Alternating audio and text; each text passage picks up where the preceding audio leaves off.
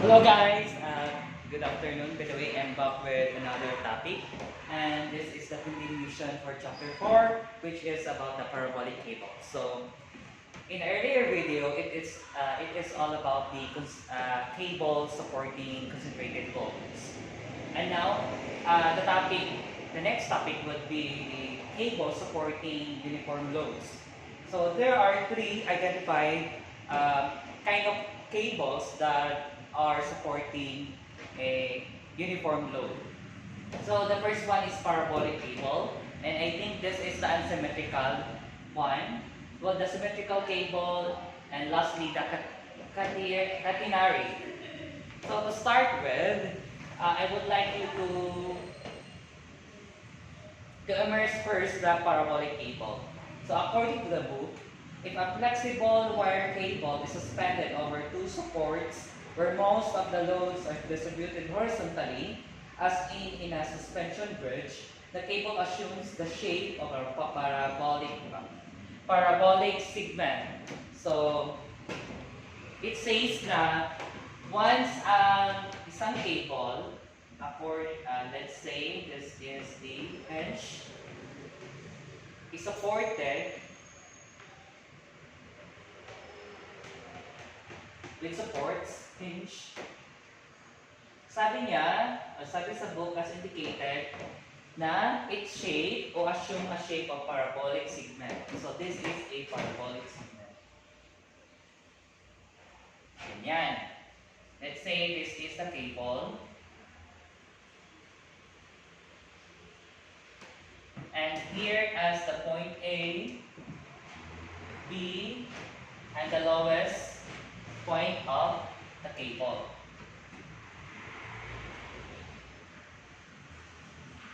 So from here, from lowest the point A, assume as y sub 1. I mean labeled as y sub 1. Lowest from B, point B, to the lowest point of the parabolic segment as y sub 2.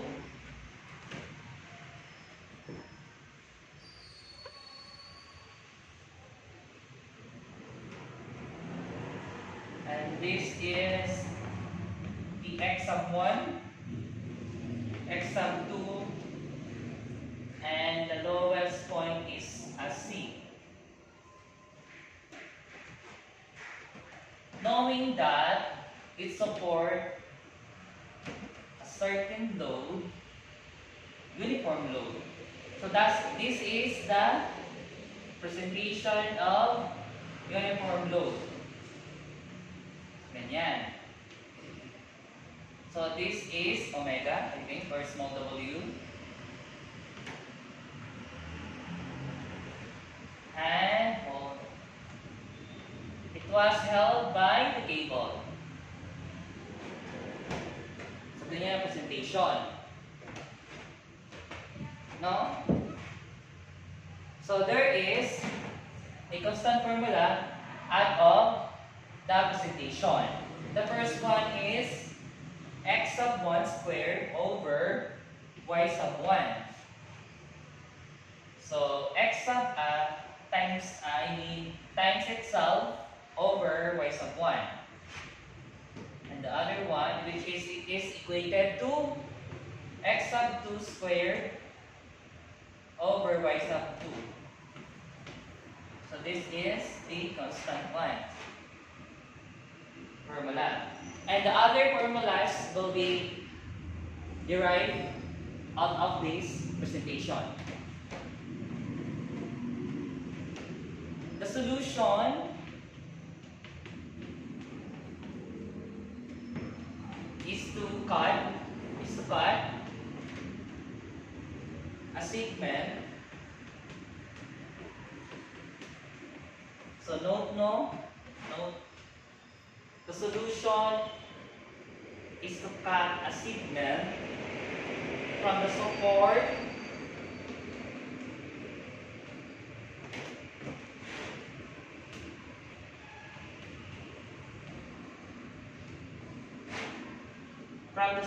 to the lowest point support. So this is how we finding or how we find the solution out of parabolic cable to the lowest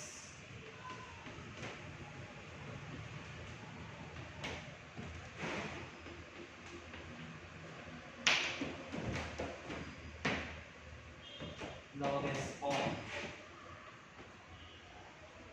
of the cable.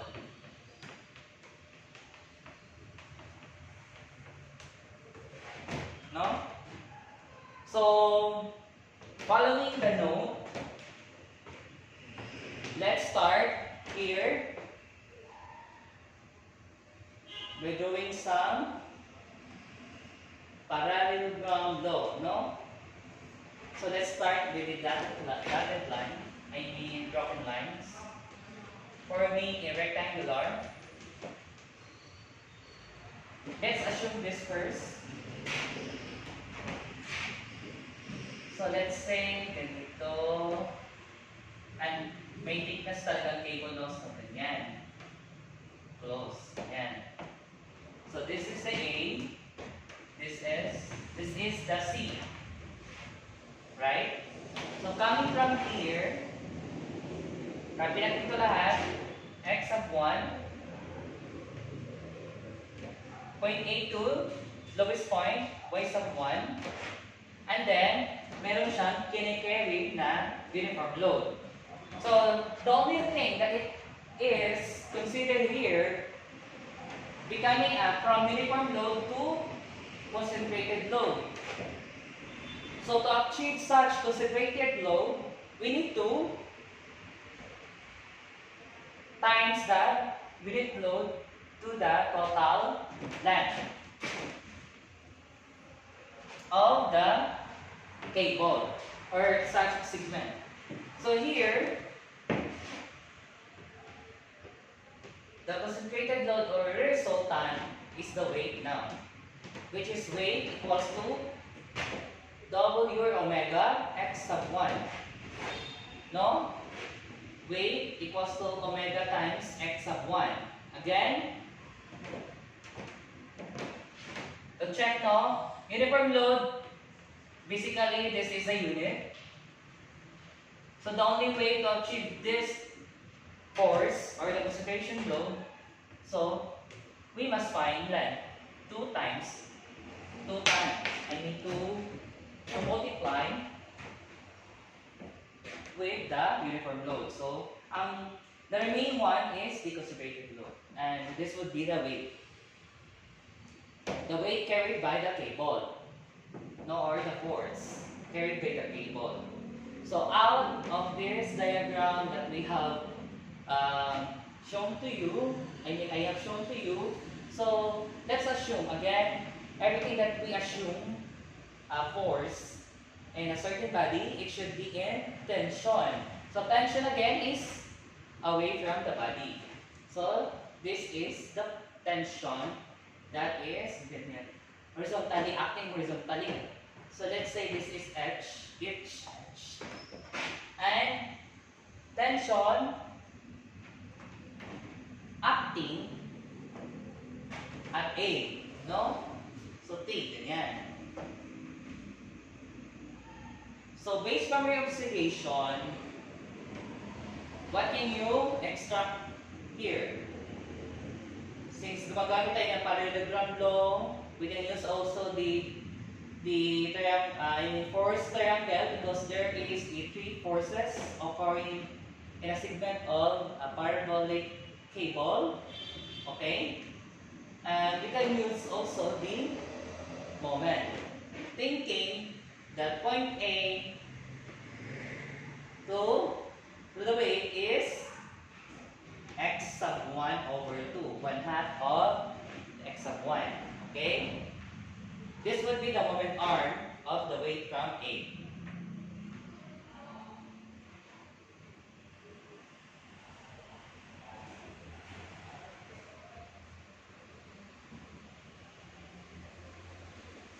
So let's do the moment.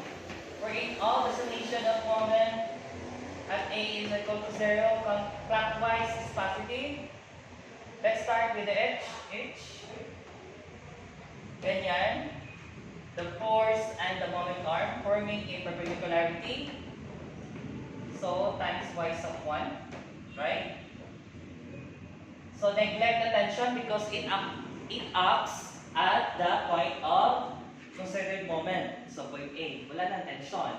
Only give weight plus W times W, forming a perpendicularity with x sub 1 over 2. So this is the equation we form by having our solution moment or SEE or static equilibrium equation. So ganyan, no? H y sub 1 negative equals to W x sub 1. No?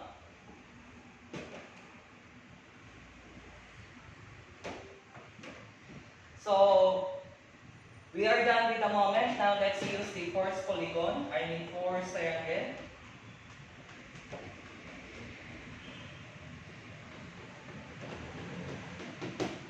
So what we do here is that we are going to extract some formulas out of the definition and note given by the book so that we can, in receiving such a problem or real-life situation problem, we can follow some principle out of this kind of discussion, no?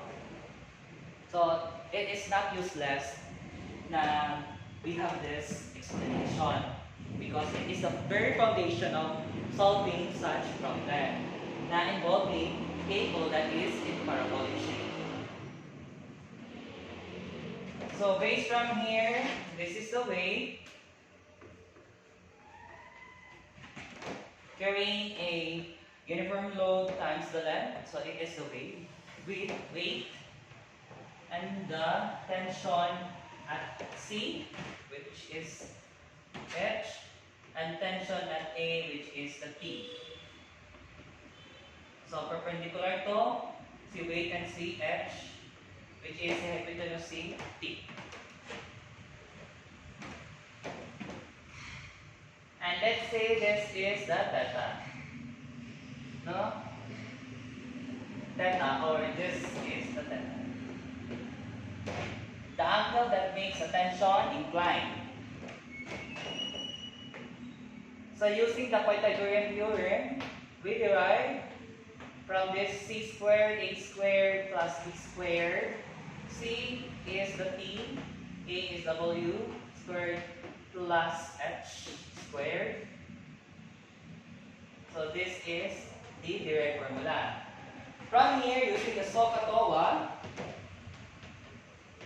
wherein this is the most mnemonic device that every tertiary student use.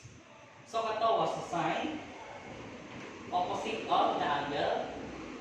Sin theta equals to opposite over hypotenuse, which is the T. No? And cosine theta is the adjacent H over T.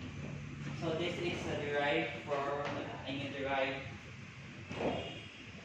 equation or formulas. So in the next video, I will be explaining to you or giving you some example. One example for parabolic cable, and I will be discussing to you also the other two symmetrical cable and give you examples so that you will know how to solve cable or problem involving cables.